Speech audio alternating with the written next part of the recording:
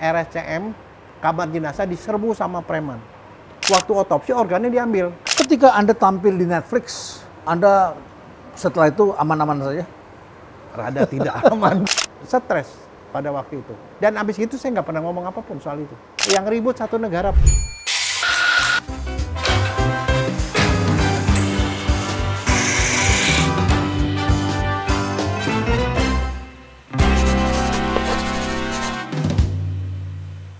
Baik, Dok, kita bicara tentang pengalaman dokter.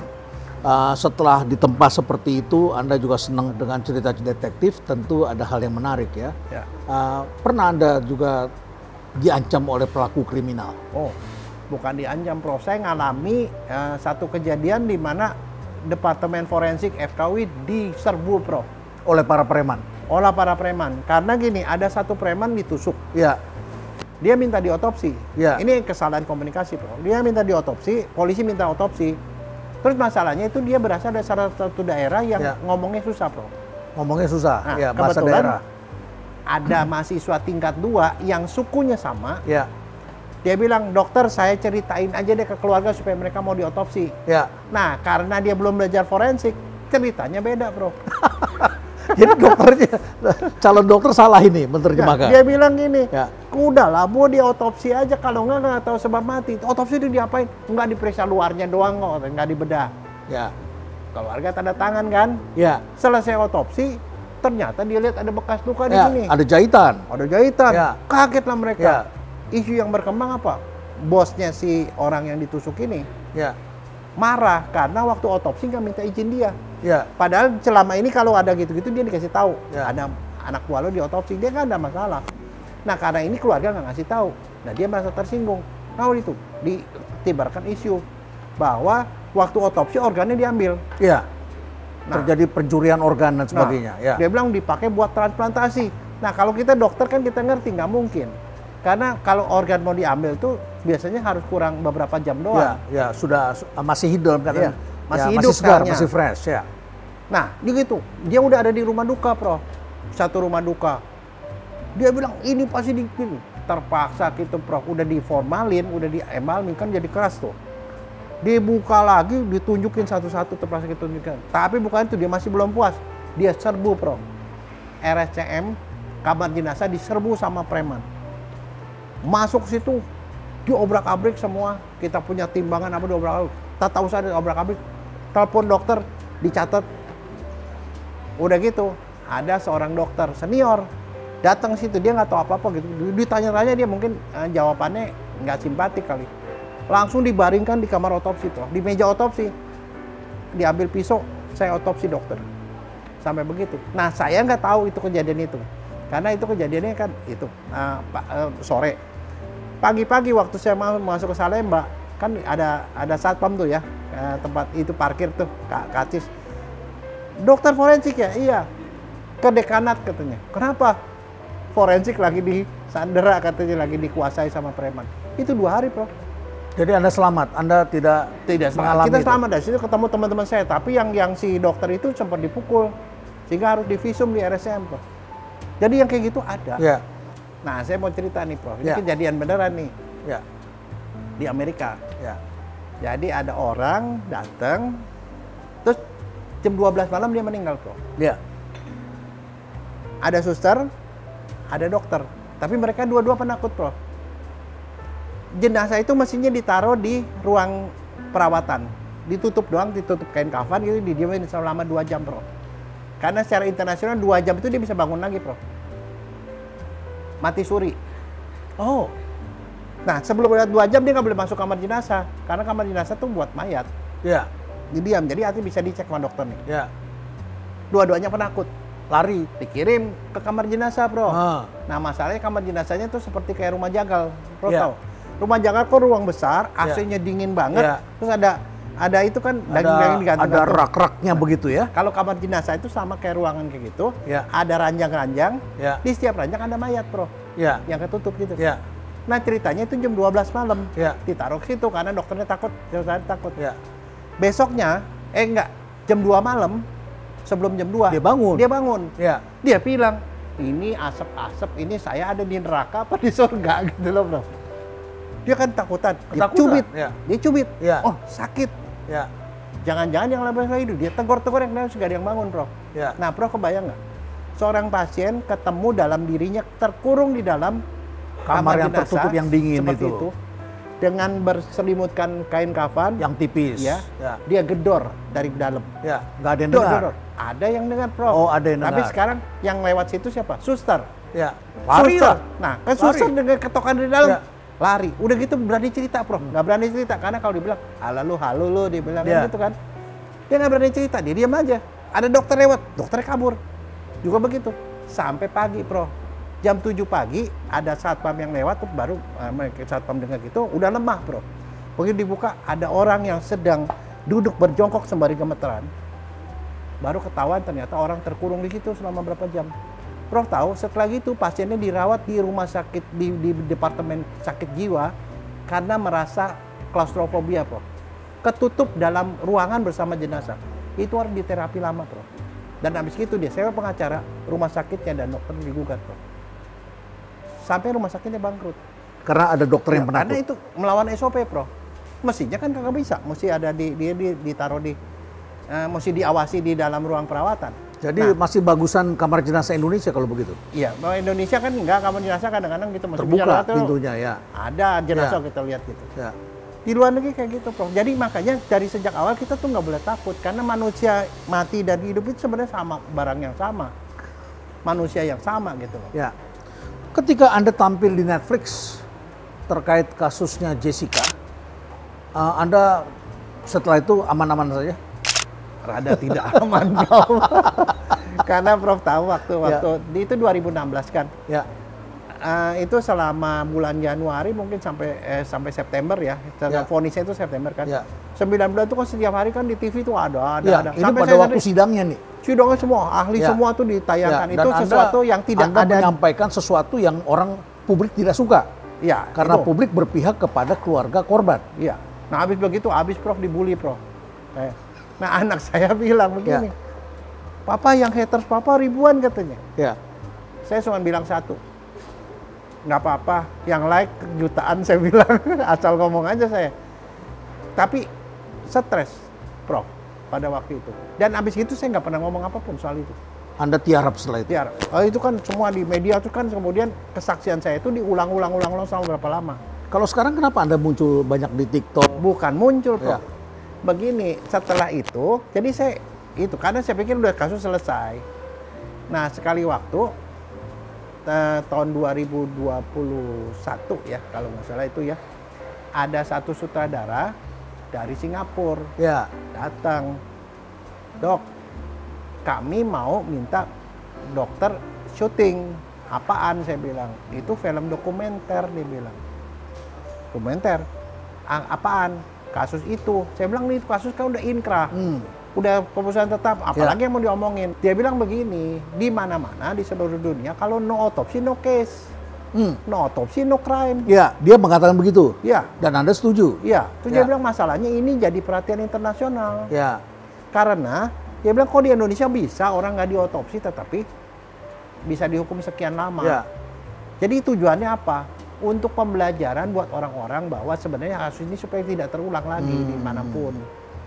Nah, waktu itu nggak ada ngomongan Netflix, Prof. Itu dokumenter. Dia bilang, di sini nggak ada duitnya, Dok. Ya nggak ada masalah kalau buat edukasi, saya bilang. Oke, rekaman lah kita. Itu 2 tahun saya nggak ada apa-apa sampai sekali waktu pada 2023 Muncul. anak saya ngomong, Ya.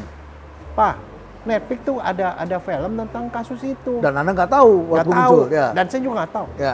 Saya bilang, "Apaan? Papa pasti ada di dalam," dia bilang. Saya nggak tahu, sampai begitu muncul saya nonton, lah bener saya ada di situ, Prof. Nah di situ saya baru kaget. Ya. Belakangan saya baru tahu ternyata siapapun yang orang seneng video, boleh bikin video apapun. Itu sebagai hobi. Tapi kalau dia merasa itu bagus, dia bisa menjual ke Netflix. Nah saya jadi tidak tahu. Dia bilang, "Jadi dokter dapat?" "Enggak, saya nggak tahu apa-apa." Dan Anda tidak dibayar? Enggak. Cuman waktu itu pernyataan bahwa ini gini saya akan mengatakan kebenaran lah bahwa apa lagi gitu-gitu. Jadi itu prosesnya. Jadi waktu muncul itu saya juga tidak tahu. Nah, karena itu sudah lewat lama, orang nonton film itu kan itu kalau menurut saya sih film itu cover both side ya. Ya. Dia ke sana ke sini cuma ngomongin fakta doang. Ya. Tapi kemudian orang berpikir lebih logis. karena tidak dibombardir oleh media. Loh, kalau gitu kok kayak gitu-gitu. Nah, disitulah kemudian mereka bilang mereka mau konfirmasi gitu. Makanya kemudian saya diundang di podcast Dr. Richard Lee. Terus saya ngomong apa adanya kayak gitu. Nah, itu yang kemudian jadi viral karena kenyataan baru orang terbuka setelah itu. Tidak ada otopsinya. Ya. Ya. Baik, Dok, Anda juga pernah menjadi saksi di pengadilan di Den Haag kalau tidak salah, di International Court, Criminal Court begitu ya. Sebenarnya sih bukan saksi, Prof. Jadi begini, saya kebetulan itu antara 2016 sampai 2020, saya itu presiden dari IMPAM. IMPAM itu organisasi regional Asia, Afrika, Australia, ahli-ahli forensik, ahli hukum kesehatan, dan ahli CSI. Crime Scene Investigation. Ya. Nah, itu 3 benua itu, kalau di Amerika sendiri, Eropa sendiri, sisanya itu IMPAM itu. Saya jadi presiden, Prof. Nah, sebagai presiden, jadi di Den Haag itu, kalau ada kejadian kriminal internasional yang lintas negara, nggak mungkin diadili di negara yang bersangkutan, karena pasti nggak akan adil. Ya. Makanya ditarik ke ICC, International Criminal Court di Den Haag. Itu kayak PBB gitu, tapi khusus pengadilan. Ini biasanya terkait dengan genosida ya? Genosida antar negara. Oke. Biasanya kepala-kepala negara yang gitu. Nah, pada waktu itu mereka kan perkembangan teknologi itu begitu pesat, sehingga mereka nggak bakal, hakimnya nggak menguasai itu. Mereka punya board of scientific advisor namanya. Nah, scientific advisor itu diambil dari organisasi internasional yang bisa menyokong mereka. Nah, ada 16 orang dipilih dari 200 presiden, 16. Dan saya kebetulan waktu itu adalah satu-satunya dari Asia. Dari Afrika ada, dari Eropa ada, Amerika ada. Satu-satunya dari Asia. Jadi saya ditunjuk karena cakupannya luas sebagai penasehat hakim di sana. Jadi tugas kita adalah kita bersidang, kemudian kita bikin SOP segala macam. Misalnya contoh begini, Bro. Kalau ada satu genocide, ada tulang belulang. Kalau dulu kan pakai teknologi itu digali. Sekarang pakai pencitraan, Bro. Oh, pakai satelit. Satelit gitu. Masalahnya satelit itu diterima kan di pengadilan. Nah, kitalah yang mengadopsi bikin SOP bahwa itu bisa diterima sebagai bukti gitu. Nah, jadi mereka ahlinya ada dokter forensik apa-apa gitu loh. Ada 16. Jadi satelit sudah bisa ya membaca sampai ke dalam ya? Bisa, dan itu dia udah tahu ada berapa jenazah di bawah dan galinya itu udah tepat gitu loh. Nah, itulah yang saya kerjakan. Jadi setiap tahun saya ke sana gini-gini bersidang untuk menyampaikan fakta-fakta, dan Anda memahami sampai ke teknologi itu ya? Iya. Nah, satu lagi Prof, di sana ternyata begini. Negara itu sebenarnya dari segi hukum itu dibagi 2, Prof. Ada sistem kontinental, ada sistem Anglo-Saxon. Anglo-Saxon Inggris, Amerika dan segala jajahannya. Yang kontinental tuh Belanda, Belgia segala macam gitu. Nah, 2 sistem itu beda. Yang kita nonton di film itu kebanyakan Anglo-Saxon, Prof. Oh. Ada jaksa, ada pengacara, ada juri. Itu sistemnya Anglo-Saxon. Tapi kalau kontinental enggak. Yang kayak di Indonesia ini. Kayak di Indonesia. Nggak pakai juri, jaksa jadi yang menuntut, hakim. Ya, hakim memutuskan. Nah, sistem itu, kalau dia pakai salah satu, yang lain ngiri, Bro. Jadi di Den Haag itu mereka pakai Statuta Roma. Bagaimana bentuknya? Sistem pengadilan yang seperti zaman Romawi dulu. Oh, sebelum itu lahir 22. Ya, makanya kita mesti belajar lagi, Bro. Itu. Cara-caranya berbeda. Beda, itu aja lah, Bro. Baik. Ya, Dok. Menarik tentang dunia internasional seperti itu. Menarik juga kita melihat bahwa dunia forensik berkembang sangat canggih. Untuk mendeteksi penyakit, untuk mendeteksi berbagai hal itu diperlukan teknologi dan sebagainya. Tapi kalau balik lagi ke Indonesia, penyakit orang Indonesia kan beda. Oh, beda. Ya, saya pernah mendengarkan penjelasan dokter tentang jengkolan yang diduga itu adalah kanker oleh negara lain. Ya, kalau di negara lain itu kalau dokter periksa-periksa dia nggak tahu itu, padahal di sini jengkolan, begitu ya. Apakah bisa sekarang kalau pemerintah mengatakan kita mau datangkan dokter dari luar negeri, sedangkan dokternya tidak paham penyakit tropis dan penyakit kita? Nah, itulah yang menjadi dasar kenapa sejak di awal waktu orang lulusan dari luar negeri datang ke Indonesia, dia harus adaptasi, Bro. Adaptasi itu artinya dia harus mempelajari sistem di Indonesia, cara nulis resepnya, cara diagnosisnya, sampai penyakit-penyakitnya. Dan karena kebiasaan beda. Orang Indonesia seperti apa? Nah, misalnya contoh itu yang saya sering kemukakan ke mahasiswa soal jengkolan. Di sana nggak ada jengkol. Nggak ada Dia jengkol, tahu. ya. Tapi di sini kalau orang makan jengkol, dia itu kebetulan memang punya genetiknya seperti itu. Tiba-tiba setelah makan jengkol, tiba kencingnya berdarah, Bro. Oh, bisa begitu? Kencingnya berdarah. Karena Ya. kenapa? Jengkol, asam jengkolat itu Ya, yang dari jengkolat, jengkol ya. itu bisa bikin seperti kayak duri-duri, Bro. Jadi kita kencing seperti kencingin duri, Bro. Oh, Sakit, berdarah dan segala macam. Nah, kalau orang luar negeri ada seperti itu, dia bingung ini dia penyakit pikir ada apa. daging tumbuh di situ. Nah, iya. Ya. Padahal kalau kita tahu kayak gitu, cuman obatnya satu infus, Bro. Ini kan asam. Iya. Diinfus sama basah. Oh, iya, Itu iya, iya. reaksi Iya. kimia biasa, Bro. Oh, Dikasih dinetralisasi. netralisir. Dia larut, hilang. Oh. Nah, itulah yang membuat orang seperti itu. Nah, yang satu.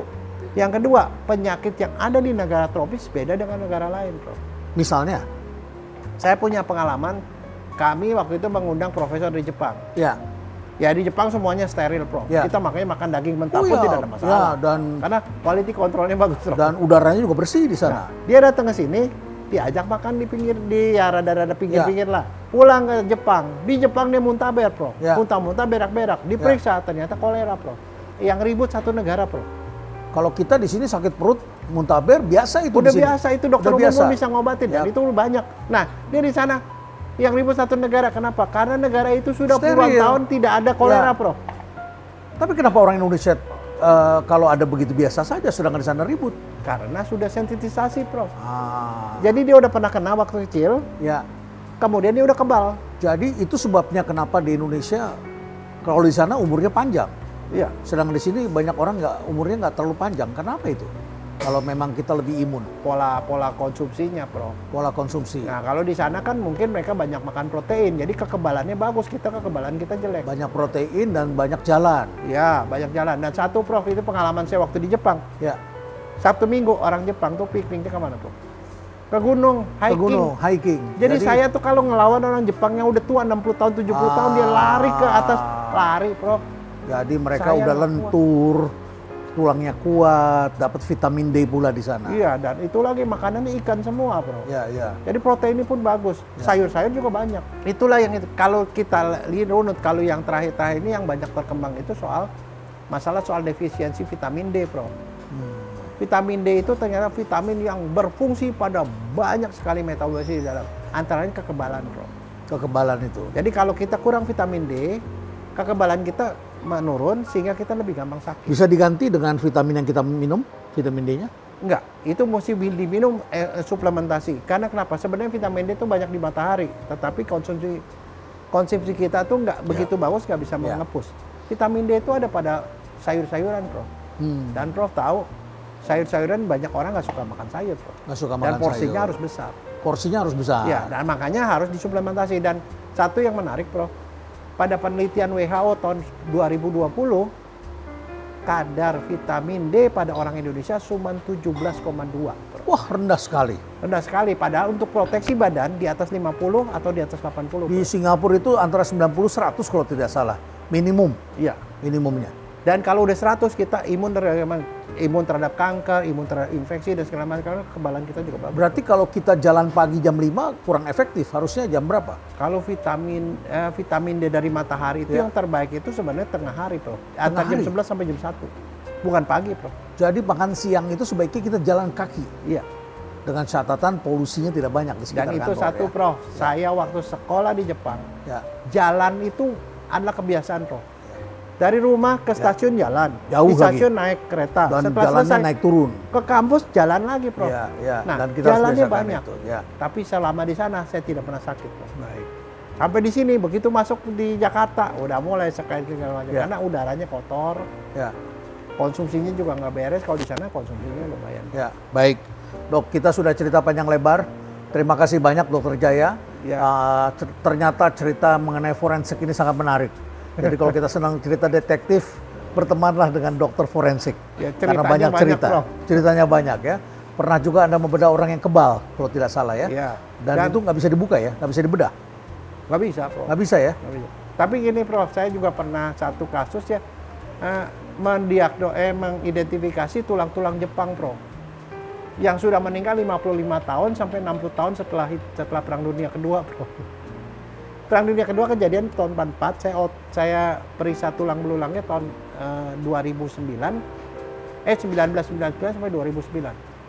Jadi selama sekian tahun tuh saya mengidentifikasi tulang punggung Jepang itu. Dan Anda bisa tahun. mendapatkan ceritanya dari situ? Iya. Bisa dapatkan? Dan saya bisa tahu dia ditembak atau diapain gitu. Jadi maksudnya saya gini ya, forensik itu mengungkap hal-hal yang di dalam dunia kedokteran biasa, yang artinya yang biasa itu tidak bisa ketahuan, tapi buat seorang dokter forensik, satu tulang belulang atau satu jenazah yang sudah busuk barangkali buat orang nggak ketemu apa-apa, kita bisa tahu. Baik. Jadi sepertinya barang benda mati itu berbicara pada kita. Tapi untuk itu kita perlu dua, Prof. Pengetahuan dan pengalaman. Pengetahuan pengalaman. Nah, itu dua.